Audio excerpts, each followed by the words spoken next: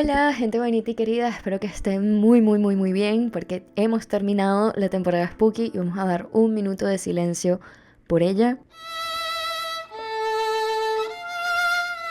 Y bien, ahora, con mis vecinos moviendo muebles y además aspirando su casa desde hace 2 horas, porque aparentemente su apartamento es muy grande, hoy vamos a meternos ya en el 16º episodio del podcast de la Escuelita de Guión y aquí nos regresamos a clase de nuevo para entender un poquitito más el cine, las series y bueno, todas esas historias maravillosas. Y especialmente hoy vamos a hablar de ese místico, mágico, extraño, a veces agotador e incomprendido subtexto, porque la verdad es que suele ser un tema un poco atemorizante. Y sabiendo bien justamente los temores que vienen con este tema, vamos a hacerlo un poquitín más interesante y aún más hermoso usando una película animada y una serie, todas sin spoilers, no se preocupen. Entonces hablaremos de El Robot Salvaje, que la verdad ya debieron haberla visto, y vamos a hablar de la nueva serie del creador de BoJack Horseman, Long Story Short.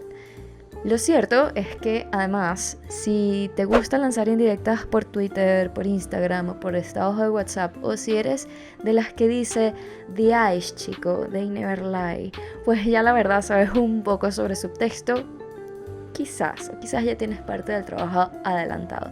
Pero bueno, vamos a empezar entonces con el episodio de hoy. Una película o una serie tiene tantas capas como una cebolla, como nos enseñó Shrek, y está conformada de muchas cosas, pero entre ellas, las que vamos a ver hoy, está conformada por texto y subtexto. El texto es lo más simple, es lo obvio, es lo que vemos en la película, es lo inmediato, lo más superficial de lo superficial de lo superficial. Cuando vemos El Robot Salvaje, tenemos en el texto la historia de un robot de servicio llamado Ross, que cae en una isla salvaje repleta de, obviamente, animales, y siguiendo con su programación para lo que fue creada, trata de cumplirle tareas a un montón de animalitos que a simple vista no parecen necesitar su ayuda en lo absoluto. Hasta que pues tiene que hacerse cargo de un polluelo de gansito que se queda huérfano. Entonces lo acoge, le da alimento, le enseña a volar para que más adelante Brillo, el gansito, pueda ir a migrar junto a otras aves como él. Eso es lo obvio, eso es lo que le contaríamos a una persona a la cual le queremos recomendar la película, y en este sentido pues el texto corresponde a de qué trata, de qué va la historia y cómo un protagonista va de un punto A a un punto B. Eso es el texto, literalmente lo obvio, lo preciso, lo que le explicaríamos a alguien de qué va la película que fuimos a ver al cine o que vimos en nuestra televisión. Lo mismo tenemos con Long Story Short. La historia de esta serie, que es bien complicada, sigue una familia judía que vemos en dos periodos de su vida. Vemos la juventud de ellos. Vemos la juventud de ellos antes de la muerte de su mamá y luego vemos su adultez. Adultez, qué difícil es hablar.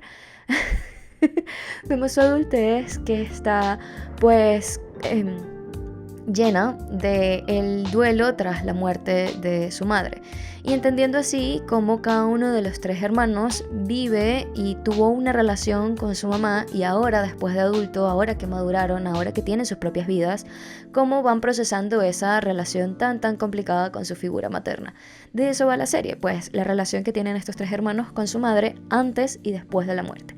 Simple, claro, preciso, incluso siendo una serie complicada y llena de emociones complejas, no tiene nada que ver con lo complejo que pudiera ser el subtexto, porque en realidad lo que queremos ver con el texto es cómo le hablaríamos a alguien de esta serie o de esta película y convencer a esa persona de que nos cambió la vida sin hacerle spoiler, porque muchas veces en el subtexto hay unos spoilers porque es básicamente la interpretación de la cosa.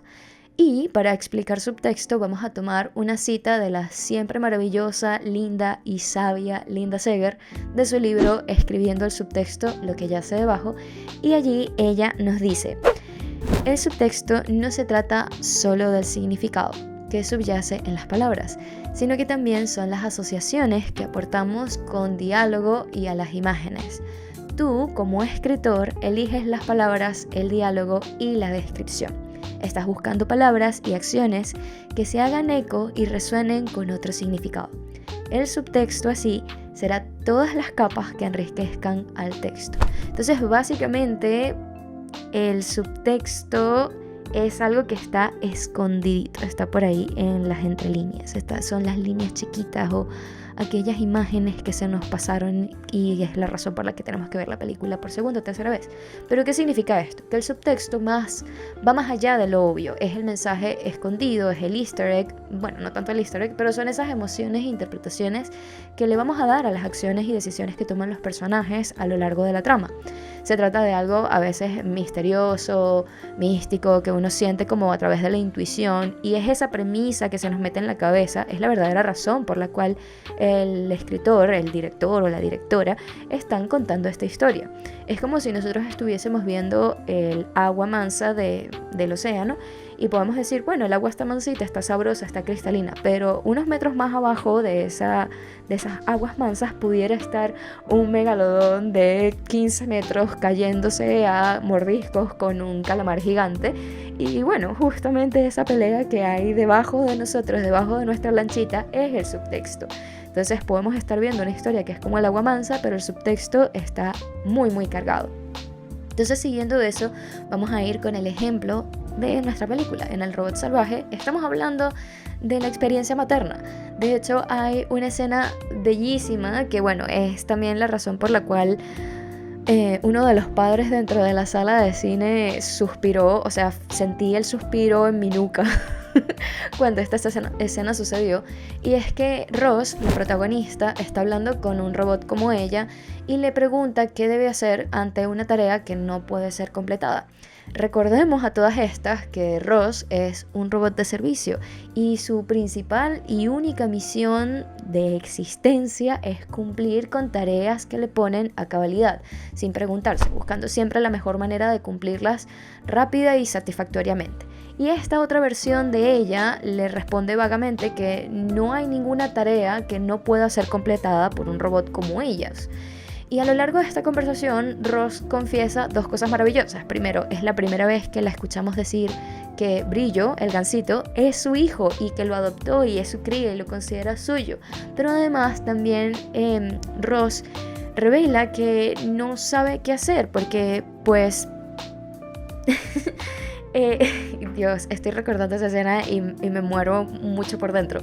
Pero le confiesa a esta otra versión de sí misma que solo está inventando cosas, está improvisando, no tiene ni idea de lo que está haciendo y aún así tiene que seguir improvisando en el camino para hacer cosas que no entiende, pero que sabe en el fondo que son lo mejor para Brillo y es lo que está haciendo para darle una mejor calidad de vida, pero no tiene ni idea de qué está haciendo.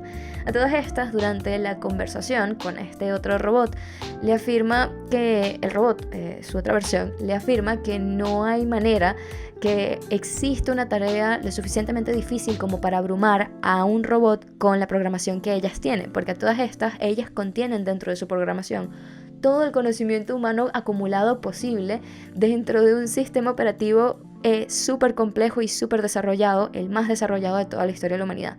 Y con este pequeño fragmento de la película que corresponde que si al 3% de la película, tenemos casi que el subtexto dado en bandeja de plata, porque básicamente nos están diciendo que ni el robot más preparado, hecho con todos los recursos de la inteligencia programística, es capaz de entender cómo maternar a la perfección. Entonces, ¿cuánto más un humano imperfecto y falible va a saber cuál es el método perfecto para criar a otro ser vivo? Y toda la historia del robot salvaje va mucho más allá de esa trama ecológica que también es lindísima, pero el centro de toda la historia es que puede y nos permite ahondar en esas complejidades que corresponden a la maternidad, de ver a los hijos crecer, de tomar decisiones que sean en pro al desarrollo favorable de esa cría, pero además cómo se forma un hogar y qué tan difícil es conformar una familia con integrantes que parecen ser tan distintos que no van a encajar, no se van a llevar bien nunca, pero que sobre todas las cosas pueden enfrentarse ante situaciones difíciles, hacer tregua, acogerse, protegerse y y amarse por sobre todas las cosas. Es esa escena lindísima en la que están todos los animales abrazándose alrededor de Ross. Eso es subtexto, es la lectura que va más allá de la historia de este robot de servicio que se hace cargo de un gansito huérfano. Y, o sea, es la historia de alguien que no esperaba tener un hijo y al tenerlo se enfrenta a la innumerable cantidad de situaciones y miedos que jamás se habría imaginado enfrentar porque no estaba en sus planes cumplir con ese rol. Y un buen subtexto esconde todas esas cosas que de verdad nos quiere decir la historia que estamos viendo.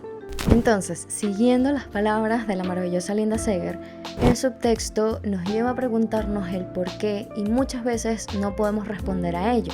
Y el escritor o la escritora nos hace esperar por la respuesta mientras sigue añadiendo capas y capas encima de las implicaciones de las acciones de los personajes.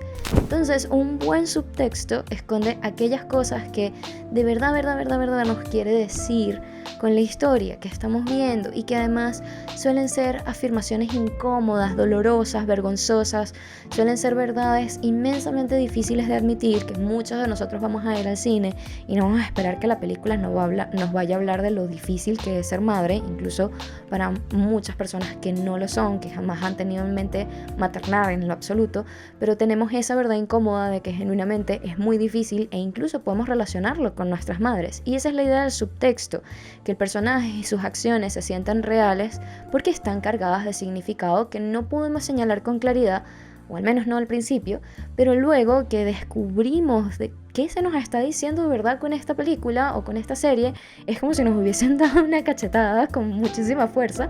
Y algo así incluso sucede con Long Story Short, porque a simple vista creemos que estamos viendo esta historia sobre esta familia disfuncional, porque a todas estas se nos presenta como una familia disfuncional cuya madre no es solo como la jefa del hogar, sino que realmente es como una especie de dictadora manipuladora al nivel del Gran Hermano de 1984. Pero más allá de la amplia capacidad de manipulación que tiene esta madre y de hacer que su rol como madre sea toda su personalidad, ahondamos también muchísimo en cómo sus hijos la extrañan y cómo su ausencia ha creado un elefante en la habitación del cual no se han podido deshacer y no han podido hablar. Y entonces la serie nos pone en la cara lo complejas que son las relaciones intrafamiliares y que son cosas que son muy difíciles de poner en extremos de blancos y negros, pues sí. La mamá fue una manipuladora, fue difícil de agradar, nunca era suficiente nada lo que hacían los hijos, pero los hijos después de su muerte extrañan sus recetas, extrañan la capacidad que tenía la mamá para hacerse cargo de eventos familiares con casi nada de esfuerzo. Y bueno, ahora que me doy cuenta, la mayoría de las películas, las dos historias que estamos hablando hoy son relaciones maternas. Wow. Hola, mamá. Eso no fue para nada planificado, pero bueno. Ahora bien, el subtexto, si lo escribimos bien y lo hacemos estratégicamente, podemos hacerlo en práctica a través de la sutileza y entendiendo que la audiencia no es tonta. La audiencia tiene una cantidad inmensa de neuronas haciendo sinapsis dentro de su maravilloso cerebro para captar todas esas cosas pequeñitas que le estamos poniendo en pantalla. Entonces, nosotros podemos tener en nuestra historia un personaje que le está diciendo a otro: te odio, no quiero verte más nunca en mi vida, y entonces se va todo molesto haciendo todo este show, agarra sus 4 corotos, se monta en un taxi. Cuando se monta en el taxi, ¿qué es lo primero que hace? Abre su teléfono, se mete en el Instagram de esta persona que supuestamente odia, ve una foto de esta persona y lo que hace es apretar la foto contra su pecho. Entonces, ¿realmente estamos viendo a alguien que odia a otra persona? No, estamos viendo a través de sus acciones un montón de significado y un montón de subtexto. Entonces hay que confiar en nuestra intuición, hay que confiar en nuestros sentimientos en torno al subtexto de una película, porque más que una acción podemos ver subtexto en símbolos, en referencias, en algo que se mencionó en el primer acto y ahora tiene sentido. Pensemos en Shrek, que siempre es un hermoso día para hablar de Shrek.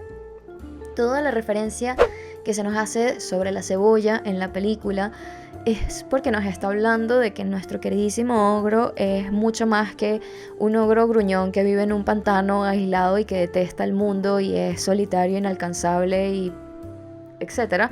Al ahondar en el tema de las capas y la cebolla, nos conseguimos con un hombre que está dispuesto a hacer lo que sea por su esposa y además que está dispuesto a sacrificarse para hacerla sentir amada y protegida. Ese es el subtexto. Shrek sí es un amargado y sí es un terco y sí a veces provoca sacudirlo y meterle 2 cachetadas, pero también es un esposo lleno de amor y devoción que está dispuesto a hacer lo que sea. Así que el subtexto está en absolutamente todo. Nunca es solo la historia de unos hijos que extrañan a su difunta madre o de un robot que terminó haciéndose cargo de un ganso huérfano en el bosque. Siempre hay más y está en nosotras como audiencia, que somos brillantes, encontrar esa cosita que está ahí escondida entre el texto, entre lo evidente, y desentrañar el mensaje y decir, esta película realmente no es solamente esto, sino que hay algo mucho más allá. Y está en nosotros justamente hacer el trabajo de irnos de la sala de cine y revisar qué vimos y entender qué sentimos y ver las películas y las series como algo mucho más que solo este montón de acciones y decisiones y diálogos que ocurrieron y que conformaron la historia. Va mucho más de eso y está justamente en nuestro trabajo, no solo como audiencia, sino también como escritoras, poder pensar en cómo esta acción puede cargar dentro de sí con un significado mayor, cómo este diálogo puede tener escondido dentro de sí lo que realmente el personaje quiere decir, que a su vez es una manera de transportar el mensaje, la premisa que yo quiero dar. O sea, si yo quiero hablar sobre el amor, cómo yo puedo transformar el amor como en un subtexto, más bien como en un montón de causalidades que ocurrieron en torno a otra gran historia. Cómo yo puedo hablar de maternidad a través de un robot, cómo yo puedo hablar sobre la visión de unos hijos que tuvieron una relación compleja y turbulenta con su madre y decir que ellos aún la extrañan a pesar de todas las cosas que compusieron. ¿Está bien conjugado eso? Así, todas las cosas que componen. Dios mío, alguien que llame la RAE. A pesar de todas las cosas que caracterizó la relación con ella. Así que está también de parte de nosotros, pues, hacer ese trabajo con gusto y ver la película y no solo apagar el cerebro y ya y esperar que todo se nos dé en bandeja de plata, porque sí, lo cierto, y es algo que también hemos hablado antes en el podcast, sí es cierto que hay películas que tienen la profundidad de la cutícula de una uña, y son películas increíbles justamente porque son poco profundas, pero también hay otras películas que tienen esos intereses de que la audiencia vaya un poquito más allá y se atreva a ser, pues, un participante activo más que alguien que está solo sentado en la butaca esperando que, como yo, pase el carro que está pasando por frente del apartamento.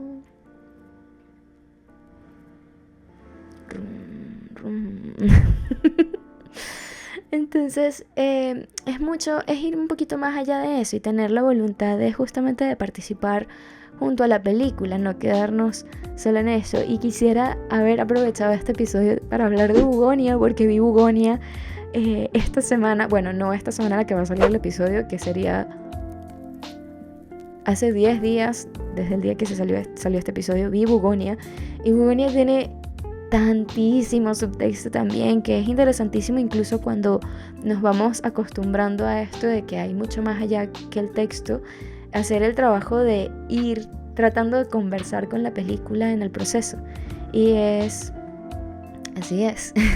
Y es muy bonito hacer ese proceso porque entonces te das cuenta que puedes aprender mucho más que lo que está, pues, en esa agua mansa. Puedes aprender de esa pelea que hay entre el megalodón y el calamar gigante. Entonces, dicho eso, terminamos el episodio de hoy sobre subtexto. Espero que les haya gustado y que después de acá vayan a ver una película para tratar de desmenuzarla y tratar de encontrar ese subtexto que hay en el fondo. Y bueno, nos vemos en el próximo episodio, que de hecho estoy muy emocionada porque vamos a meternos un poquito en historia de ciencia ficción y de animación, hablando sobre la película cuyo nombre en francés no voy a pronunciar, pero se llama El Planeta Salvaje. Aquí les dejo el póster para que la busquen. Entonces nos vemos en el próximo episodio. ¡Chao!